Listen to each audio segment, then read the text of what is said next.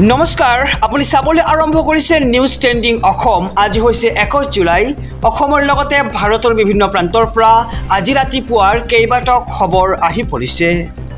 এই মুহূৰ্তত জনাইছো আজিৰ প্ৰথমটো খবৰ।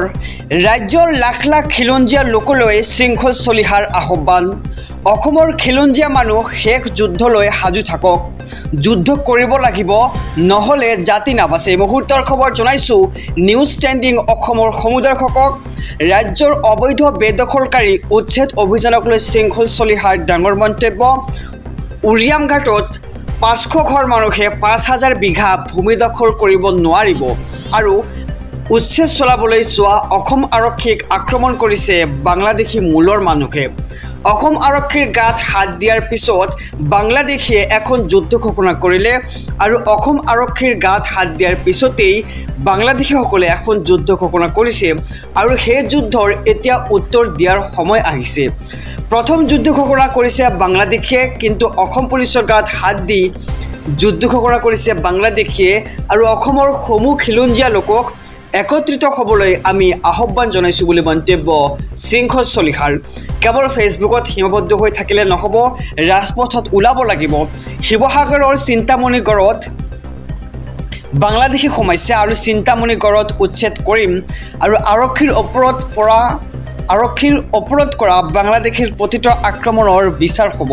ৰাজ্যৰ লাখ লাখ খিলঞ্জীয়া লোকলৈ শৃংখল চলিহাৰ এক আহ্বান আৰু অসমৰ খিলঞ্জীয়া মানুহ শেষ যুদ্ধলৈ সাজু থাকক, কিয়নো যুদ্ধ কৰিব লাগিব, নহ'লে জাতি নাবাচে বুলি এক ডাঙৰ মন্তব্য আগবঢ়াইছে শৃংখল চলিহাই। এই মুহূৰ্তত জনাইছোঁ আজিৰ দ্বিতীয় নম্বৰ খবৰটো। অবৈধ অনুপ্ৰৱেশকাৰী বেদখলকাৰীক সকিয়নি দেশৰ প্ৰধানমন্ত্ৰী নৰেন্দ্ৰ মোদীৰ। এই মুহূৰ্তৰ খবৰ জনাইছোঁ নিউজ ট্ৰেন্ডিং অসমৰ সমুদৰ্শকক। এটাও অবৈধ অনুপ্ৰৱেশকাৰীক ৰেহাই দিয়া নহ'ব। অবৈধ অনুপ্ৰৱেশকাৰীৰ বিৰুদ্ধে দেশত ধাৰাবাহিকভাৱে হৈ থাকিব একশ্যন আৰু ভুৱা প্ৰমাণপত্ৰৰে ভাৰতৰ ভূমিত থকা বেদখলকাৰীৰ বিৰুদ্ধে লোৱা হ'ব কঠোৰ ব্যৱস্থা আৰু অবৈধ নাগৰিকক কোনো দয়া ক্ষমা নকৰে বিজেপি চৰকাৰে আৰু অবৈধ নাগৰিকৰ ষড়যন্ত্ৰ ফাদিল কৰাৰ হুংকাৰ দেশৰ প্ৰধানমন্ত্ৰী নৰেন্দ্ৰ মোদীৰ। অনুপ্ৰৱেশকাৰীৰ পক্ষত থকা বিৰোধীক সকিয়নি প্ৰধানমন্ত্ৰী নৰেন্দ্ৰ মোদীৰ। এই মুহূৰ্তত জনাইছোঁ আজিৰ তৃতীয় নম্বৰ খবৰটো। ৰেচন কাৰ্ডৰ লাখ লাখ হিতাধিকাৰীৰ বাবে আহি পৰিছে ডাঙৰ খবৰ। অহা 1 অক্টোবৰৰ পৰা সলনি হ'ব ৰেচন লোৱাৰ নিয়ম। সম্পূৰ্ণ নতুন পদ্ধতিৰে ল'ব লাগিব ৰেচন। চাউলৰ লগতে প্ৰতিগৰাকী হিতাধিকাৰীয়ে পাব চেনি, দাইল আৰু নিমখ। মুঠ 4বিধ সামগ্ৰী লাভ কৰিব ৰেচন কাৰ্ডৰ গৰাকীয়ে আৰু বজাৰ দৰতকৈ কম দামত লাভ কৰিব ৰেচন আৰু প্ৰতি কেজি চেনি লাভ কৰিব মাত্ৰ 38 টকাতেই।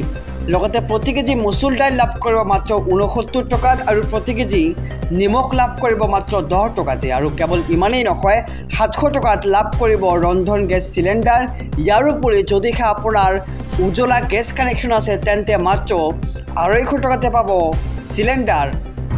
এই মুহূৰ্তত জনাইছোঁ আজিৰ তৃতীয় নম্বৰ খবৰটো। মানুহে চৰাইৰ বাহৰ নাভাঙে পাপ হ'ব বুলি চৰকাৰে সংখ্যালঘুৰ ওপৰত পাতিছে উচ্ছেদৰ উৎসৱ। আৰু কেৱল সংখ্যালঘুৱে নহয়, বড়ো সম্প্ৰদায়কো উচ্ছেদৰ জাননী এইখন বিজেপি চৰকাৰৰ। চাৰিদুৱাৰত 40টাকৈ বড়ো সম্প্ৰদায়ক উচ্ছেদৰ জাননী দিয়াৰ কাৰ্যত ক্ষোভ এতিয়া নেমচুৰ আৰু এইখন চৰকাৰে মুছলমানক টাৰ্গেট কৰা বুলি আমি ভবা ধাৰণা ভুল আছিল। ভূমিপুত্ৰ বড়ো ভাইসকলকো উচ্ছেদ কৰাৰ চেষ্টা কৰিছে এইখন চৰকাৰে আৰু উচ্ছেদিত প্ৰতিগৰাকী লোকক পুনৰ সংস্থাপন দিব লাগিব বুলি নেমচুৱে এক প্ৰকাৰ সকিয়নি প্ৰদান কৰিছে বিজেপি চৰকাৰক। প্ৰথমে সংস্থাপন আৰু তাৰ পিছতহে উচ্ছেদ কৰক বুলি দাবী জনাইছে নেমচুৰ নেতৃত্বই আৰু নেমচুৰ সভাপতি বদৰুল ইছলামৰ এই হুংকাৰ দেখিবলৈ পোৱা গৈছে। আহিছোঁ পৰৱৰ্তী খবৰৰ মাজলৈ। অসমত চলা উচ্ছেদৰ সমৰ্থনত গৰিয়ামৰীয়া দেশী জাতীয় পৰিষদ। সাম্প্ৰদায়িক আৰু ৰাজনীতিকৰণ কৰা হৈছে সমগ্ৰ প্ৰক্ৰিয়াটো। জাতি ধৰ্ম বিচাৰ নকৰি উচ্ছেদ চলাওক হিমন্ত বিশ্ব শৰ্মা চৰকাৰে আৰু উচ্ছেদক লৈ এক সাম্প্ৰদায়িক পৰিৱেশৰ সৃষ্টি কৰিব বিচাৰিছে বিশেষ শক্তিয়ে। লখিমপুৰত কিছু গৰিয়া আৰু গোৱালপাৰাত কিছু দেশী লোকক কৰিছে উচ্ছেদ। এনে উচ্ছেদিত খিলঞ্জীয়া মুছলমান লোকসকলক দিব লাগে সংস্থাপন।